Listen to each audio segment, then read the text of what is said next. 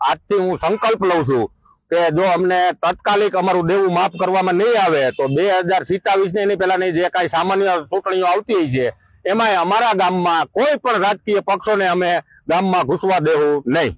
महाराष्ट्र की हमारी सरकार ने अपना जो घोषणा पत्र दिया था उस घोषणा पत्र में किसानों को कर्जा माफ करेंगे इस प्रकार की हमने घोषणा की थी।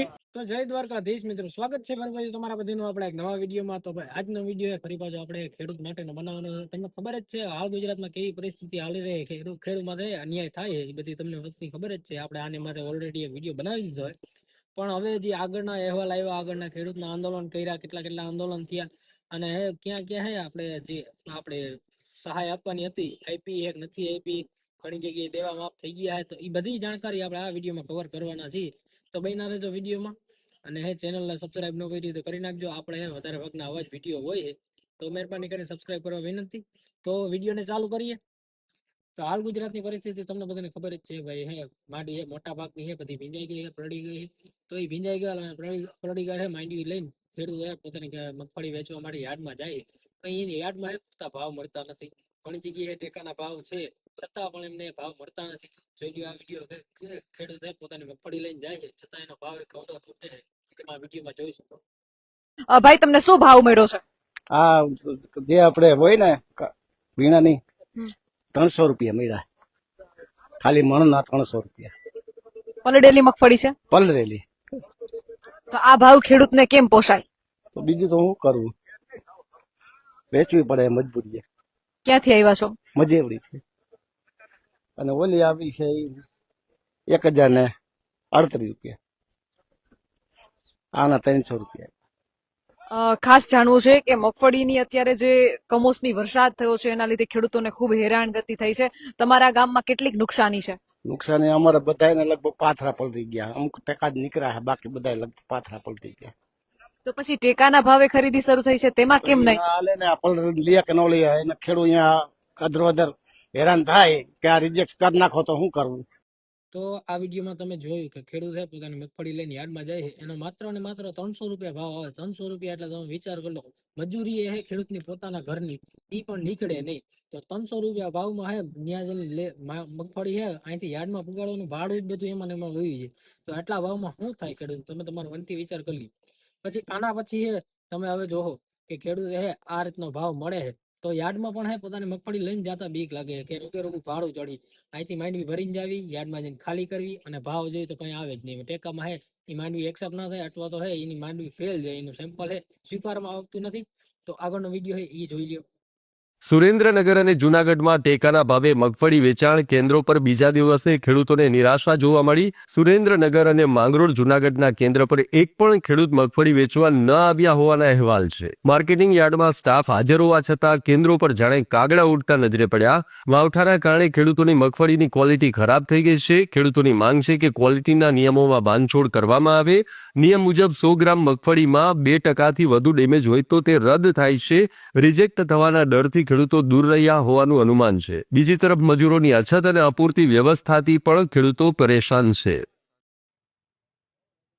તો આ વિડીયોમાં તમે જોઈ લીધું કે ખેડૂતે પોતાની મગફળી લઈને પણ યાર્ડમાં જતા નથી, કેમ કે એ બીવે કે એ રોગેરું ભાડું ચડાવવાનું મગફળી આપણે રિજેક્ટ થવાની હોય, તો પલળી ગઈ છે તો પછી કાળી પડી ગઈ હોય અથવા તો કઈ બાટ લાગી હોય વગેરે વગેરે મગફળીમાં ફેરફાર થયા છે, બધે તમને ખબર જ છે। તો હવે જોઈએ આપણે કે આ મગફળી રિજેક્ટ થાય છે અથવા તો ઘણા બધી પલળી ગઈ, ઘણા તણાઈ ગયું, કઈ કાઢવા પણ છે નહીં, તો એના લીધે ખેડૂત ઉપર કેવી અસર પડે, ખેડૂતે કઈ સ્થિતિમાં છે એ આપણે જોઈએ આગળના વિડીયોમાં। અતિશય ભયંકર નુકસાની કરી નાખી। સારું પાકી મોડો થાય, ઢોરનો સારો રાવા દીધો નથી, અનાજ ખાવાનું છે છીનવી લીધું ને ઉતાસળી ઉપર એ પાછું જે કંઈ ભગવાનને આપવું એ આપે ને ભગવાન કૃપા કરે। કમોસમી વરસાદ છે એ સિઝન બાય સિઝન વધતો જાય છે કે આવું ને આવું રહ્યું, કમોસમી વરસાદ સતત વરસતો રહેશે તો શું કરશો? તો શું કરીએ, કોઈ અમુક દવા પીએ જાય, અમુક ટૂંકો ખાઈ જાય, આપણા વ્યવહારમાં આપણે પૂગી ન હગીએ, આપઘાત કરે નકર જીવાય એમ નથી। જો પાક નિષ્ફળ ન જાત, કમોસમી વરસાદ ન થાત તો કેટલી ઉપજ આવત અંદાજે? તો અંદાજે 5-6 લાખ રૂપિયાની કદાચ આવત એવી ભગવાન પાસે આપણે માગણી કરી શકીએ। અને સરકાર જો સહાય કરે તો એમની પાસેથી કેટલી સહાયની અપેક્ષા છે? અપેક્ષા એટલે લોન માફી કરી દે એટલે આપણે રાજા। એ કુદરતની ભલાઈ ને સરકારની ભલાઈ. આપણે મારું કહેવું એ છે. તો આ બધું તમે જોઈ લીધું છે, યાર્ડમાં મગફળી હોય લેતું નથી, ખેડૂતની હાલત કેવી છે, ખેડૂત કેટલા કર્જામાં ડૂબી ગયા છે. તો આની સામે ખેડૂત આપણે સરકાર સામે ખેડૂત પોતાની લડત લડે. એમાં હે આપણે હવામાનના નિષ્ણાત છે પરેશ ગોસ્વામી, એ પણ સામે આવ્યા છે અને એ હે સરકારને શું સંદેશ આપે એ પણ તમે એકવાર જોઈ લ્યો. સરકાર માગણી પૂરી ન કરે ત્યાં સુધી જે પણ કરવું પડશે, જે રીતે લડવું પડશે એ લડવાનું છે. પણ એટલો વિશ્વાસ ચોક્કસ આપું કે અમે ખેડૂત છે, જગતના તાત છે, કાયદા કાનૂનને માનવાવાળા માણસો છે. કોઈ જ રીતે કાયદો હાથમાં લઈને નહીં લડીએ, કોઈ જ રીતે કાયદો હાથમાં લઈને નહીં લડીએ, પણ કાયદાની લડત એવી હશે.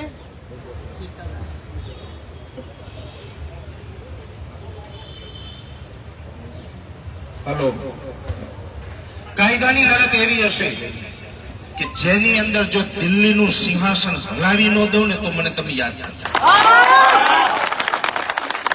તો આવી જ રીતના હે ખેડૂત અલગ અલગ જગ્યાએ ધરણા પ્રદર્શન કરે, સરકારી રીતના કાયદાની રીતના હે પોતાની લડત લડે. તો એમાં વચ્ચે હે કોઈક હાસ્યના કિસ્સા પણ થઈ જતા હોય તો સરકાર સામે હે આ એક ગીત પ્રદર્શન કરવું, તમે પણ સાંભળો. આ બંગડી તે કોની સોરી લાવ્યા, ભાજપ સરકાર ક્યાં રમ્યા આવી. અંબાણીની ને અદાણીની બંગડી. કઈ દે એ બધી વાત પછી કરું. કાકા કેટલું નુકસાન થયું છે? આ તો ગમ્મતની વાત. તો બાપા કોઈ બાકી નથી. અટાણે અમારે ઢોરને ખવડાવવા સારો નથી, વેચવા હારી માંડવી નથી, છોકરીના લગ્ન કરવા કોઈ દેતું નથી. આ સરકાર પાસે અમારું લેણું છે, અમારા ટેક્સ અમે ભરી ભરીને થાકી ગયા છે, એ માગે છે એ તો દેતા નથી. અને કલેક્ટર જેવા જિલ્લાના હોદ્દેદાર છે એ અમારો કાગળિયો લેવા તૈયાર થતા નથી. આ કેની સરકારથી બીવે છે કલેક્ટર સાહેબ, હું એમ કઉ છું. ખેડૂતને શું જોઈએ? ખેડૂતને શું જોઈએ? ખેડૂતને આશ્વાસન ને ખાધા પૂરતું મળે અને બાયડી છોકરા ઢેફામાં કામ કરે.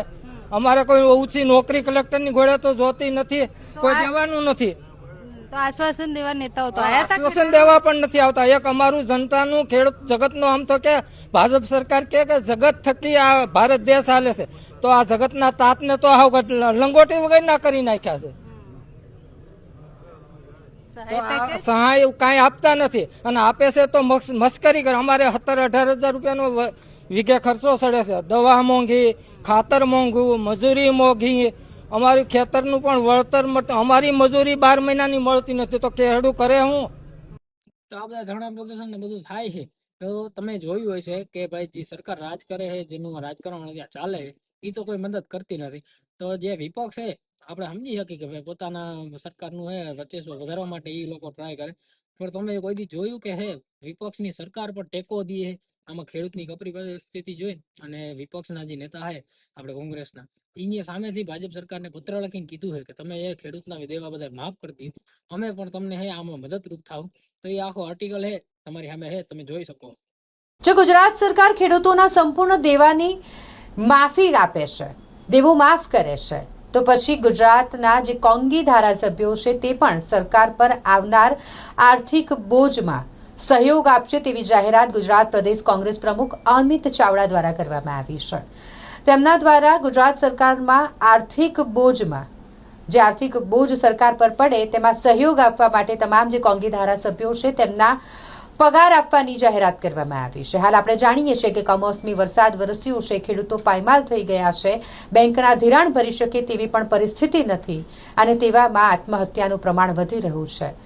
જગતનો તાત ખેડૂત જે આત્મહત્યા કરી રહ્યો હોય એવી દયનીય પરિસ્થિતિમાં હોય તેવામાં ગુજરાત સરકાર દ્વારા ખેડૂતોના દેવાની માફી કરવામાં આવે તેવી માંગ કોંગ્રેસ દ્વારા કરવામાં આવી રહી છે અને આ માટે સરકાર પર પડતા આર્થિક બોજમાં કોંગી ધારાસભ્યો સહયોગ આપશે તેવી પણ જાહેરાત પ્રદેશ કોંગ્રેસ પ્રમુખ દ્વારા કરવામાં આવી છે.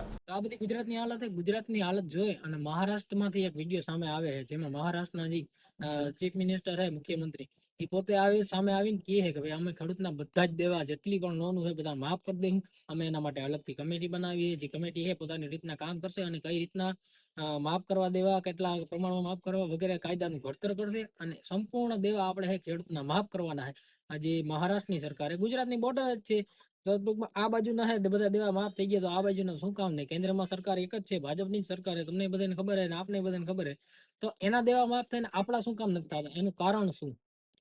तो ये તમે એકવાર वीडियो જોઈ લ્યો. महाराष्ट्र की हमारी सरकार ने अपना जो घोषणा पत्र दिया था उस घोषणा पत्र में किसानों को कर्जा माफ करेंगे इस प्रकार की हमने घोषणा की थी। उसी तर्ज पर आज हम लोगों ने फैसला किया है। एक हमने इसके ऊपर कमेटी तैयार की है। ये कमेटी किस प्रकार से कर्जा माफ करना है, उसके नियम निकष क्या होंगे, इसके ऊपर अभ्यास करके अप्रैल के फर्स्ट वीक में हमको एक अपना रिपोर्ट देगी और उसके बाद 3 महीने में यानी 30 जून से पहले हम लोग उस रिपोर्ट के आधार पर ये जो हमारे किसान हैं इन किसानों को कर्जा माफ करेंगे। હવે ખેડૂત છે આ બધી જે ધરણાનું પ્રદર્શન કરીને બધું થાક્યા છે અને હવે આગળ એ છે કે ભાઈ જો તમે અમારા બધાના દેવા માફ નહીં કર્યા તો અમે ચૂંટણીમાં કોઈ ભાગ લેવું નહીં। ટૂંકમાં જે ગમે એ ચૂંટણી આવતી હશે નાની મોટી કોઈ પણ પક્ષને ગામમાં કરવા દેવાના નથી એવો પણ વિડીયો જોયો તો તમે પણ જોઈ લ્યો।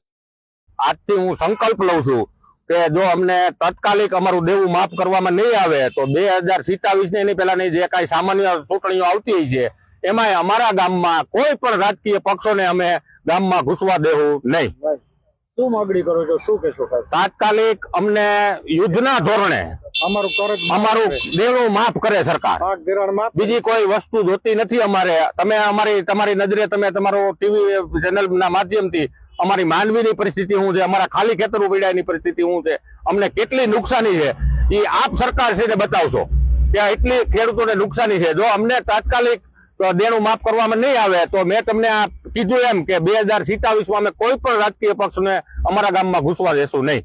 તો હવે આપણે વાત કરી ગુજરાતમાં જે ઔદ્યોગિક કંપની છે મોટા મોટા કારખાના વાળા છે એના બધાના દેવા છે સરકાર સંપૂર્ણપણે માફ કરતી છે। 30-30 હજાર કરોડના દેવા એમની માફ થઈ જાય તો આ ગુજરાતના ખેડૂતોનો વાક હું એના દેવા શું કામ સરકાર માફ નથી કરતી।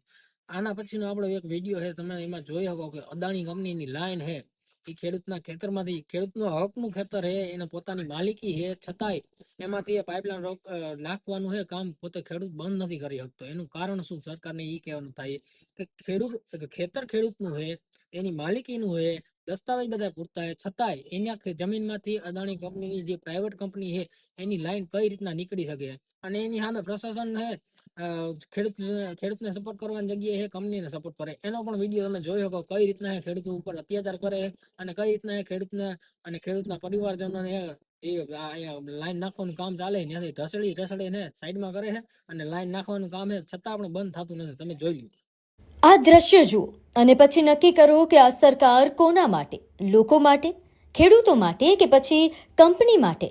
રીઢા ગુનેગાર હોય તેમ ખેડૂતો પર આ પોલીસ નબળા પર સૂરા બની અને જાણે તૂટી પડ્યા હોય તેવા દ્રશ્યો કે જે ભલભલાને ધ્રુજાવી નાખે તેવા છે।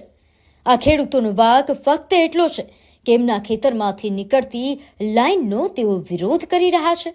આ દ્રશ્યો છે કચ્છના કે જ્યાં ખાવડાથી હળવદની 765 કેવી અદાણી કંપનીની ટ્રાન્સમિશન લાઈન પ્રસ્થાપિત કરવામાં આવી રહી છે। ચોમાસું માથે છે, ખેડૂતોના ખેતરમાં ખેતીનું કામ ચાલે છે તેવામાં બળજબરીપૂર્વક ત્યાં ખાડા ખોદવાનું અહીંયા કામ ચાલી રહ્યું હોય તેનો વિરોધ કરતા ખેડૂતોને ઊંચકીને લઈ જવામાં આવ્યા હતા। ખેડૂતોના વિરોધ વચ્ચે બળજબરીપૂર્વક આ પ્રકારનું કામ કરવું એ કેટલું યોગ્ય? ખેડૂતોની બીજી પણ અનેક ફરિયાદો છે જેને નજરઅંદાજ કરી લાઈન નાખવાનું કામ ચાલી રહ્યું છે। ભુજમાં ભારતીય કિસાન સંઘ દ્વારા જિલ્લા કલેક્ટરને આવેદનપત્ર પણ આપવામાં આવ્યું। વીજળીની હાઈટ ટેન્શન લાઈનો ખેડૂતોના ખેતરમાંથી કાઢવામાં આવે છે જેનો ભાવ પણ પૂરતો આપવામાં નથી આવતો અને સાથે જ હાઈ ટેન્શન લાઈનના કારણે ખેડૂતો ખેતરમાં કામ પણ કરી શકતા નથી। અનેક વખત કરંટ લાગવાની ઘટનાઓ ઘટે છે। આ બધા વચ્ચે બળજબરીપૂર્વક ખેડૂતના ખેતરમાંથી લાઈન કાઢવા માટે કંપની દ્વારા દબાણ કરવામાં આવ્યું છે અને સરકાર પણ ખેડૂતોનું સાંભળવાના બદલે મૂક પ્રેક્ષક બની હોય તેવું લાગી રહ્યું છે। હવે આપણે સાંભળીએ આમ આદમી વાળા શું કહે તો ભાઈ એનું કહેવાનું એમ થાય કે 2014માં જે છે કોંગ્રેસની સરકાર હતી તો કપાસનો ભાવ 1500 રૂપિયા હતો તો અત્યારના સમયમાં જોઈએ તો ડીએપી નો ભાવ વધી ગયો છે, ખેત મજૂરનો ભાવ વધી ગયો છે ઘણી બધી જગ્યાએ મોંઘવારી વધી ગઈ છતાંય ખેડૂતનો પાકનો ભાવ ઈનો એક છે. સિઝનમાં 1100 રૂપિયા હોય કે 1000 રૂપિયા હોય, ઓફ સિઝનમાં જાય તો 1300 રૂપિયા વધીને દે. તો 2014માં 1500 રૂપિયા ભાવ હતો ને અત્યારે જોઈએ તો 1000-1200 રૂપિયા ભાવ છે. તો ખેડૂત કરે હું? ટૂંકમાં બધી જગ્યાએ મોંઘવારી વધી ગઈ, બે 3 ગણી છે મોંઘવારી બધે વધી ગઈ. તો ખેડૂતના ખેતરની જે ખેત પેદાશ છે એમાં મોંઘવારી શું કામ નથી આવતી? એનો ભાવ શું કામ નથી વધતો? એ પણ જોઈ લો તમે. તમને યાદ અપાવડાવું કે 2014માં જ્યારે નરેન્દ્ર મોદીની સરકાર બની નહીં હતી ત્યારે કપાસના પ્રતિ 20 કિલો એટલે કે પ્રતિ 1 મણ ભાવ 1500 રૂપિયાની આસપાસ હતા. એ સમયે 1500 રૂપિયા ભાવ હતું ત્યારે ખાતરનો ભાવ ઓછો હતો, યુરિયા, ડીએપી, ડીઝલના ભાવ ઓછા હતા, ટ્રેક્ટરનો ખર્ચ ઓછો હતો, મજૂરીઓ ઓછી હતી. અત્યારે 11 વર્ષના નરેન્દ્ર મોદીના શાસન બાદ ભાજપ અને નરેન્દ્ર મોદી કઈ રીતે ખેડૂત વિરોધી માનસિકતા ધરાવે છે છતી થઈ છે. 11 વર્ષ બાદ અત્યારે કપાસના ભાવ 1300 રૂપિયાની આસપાસ છે. 1300 મોસમ આવે ત્યારે મળતા નથી. સિઝનમાં જ્યારે કપાસ આવે ત્યારે તો ભાવ 1000-1100 થઈ જવાય છે. તો સમજો તમે કે જંતુનાશક દવાના ભાવ વધી ગયા, ડીએપી ખાતર મોંઘું કરી નાખ્યું નરેન્દ્ર મોદીજીએ, યુરિયા ખાતર મોંઘું કરી નાખ્યું, યુરિયા ખાતર સાથે નેનો આપે છે, એમએસપી ઉપર કપાસની ખરીદી નથી કરતા. અને એનાથી પણ નબળી માનસિકતા જુઓ તમે કે કપાસ ઓક્ટોબરની આસપાસ શરૂ થવાનો છે ગુજરાત અને ખાસ કરીને ભારતમાં. ઈ ખેડૂતોના કપાસ વાવી દીધો છે, ઈ આશાએ વાવી દીધો છે, કમસે કમ 1400-1500 રૂપિયા તો ભાવ રહે. પણ આ કપાસ આવે એ પહેલા જ અમેરિકામાંથી ઢગલાબંધ કપાસ આવી જશે ભારતમાં અને ગુજરાત અને ભારતના ખેડૂતો બરબાદ થઈ જશે. તો આ વિડીયોને અહીંયા પૂરો કરીએ અને અંતમાં એક ખેડૂત તરીકે, એક ખેડૂતના દીકરા તરીકે એટલું કહેવાનું થાય કે જો સરકાર ખેડૂતના બધા દેવા માફ કરી દે અને ટેકાના ભાવનું જે મગફળીની ક્વોલિટી છે એમાં થોડીક પાંચોર પડે તો સારામાં સારું. કેમ કે બધી મગફળી પલટી ગઈ છે. ટેકાના ભાવમાં લગભગ મોટા ભાગની મગફળી છે બધી રિજેક્ટ થાય છે. તો એમાં નિયમોમાં થોડીક પાંચોર પડે જેથી ખેડૂતને સહેલાઈ થાય અને પોતાની મગફળી છે યાર્ડમાં વેચી શકે. અને સરકારશ્રીને એટલી અપીલ કે જે ખેડૂત ઉપર દેવા છે એ બધા માફ કરી દેવા. અને આ વિડીયો બને એટલો વધુમાં વધુ શેર કરજો જેથી ખેડૂત ભાઈઓને જાગૃતિ આવે અને જાણવા મળે કે આજુબાજુમાં શું ચાલે છે, સરકાર કઈ રીતના એને બધાને લોલીપોપ આપે. તમને ખબર જ છે 10,000 કરોડનું આપ્યું છે તો કઈ રીતના લોલીપોપ આપે એ બધી વસ્તુની જાણ થાય. તો બને એટલો વધુમાં વધુ આ વિડીયોને શેર કરજો અને ચેનલમાં નવા હોય તો સબસ્ક્રાઇબ કરવાનું ભૂલતા નહીં. જય દ્વારકાધીશ.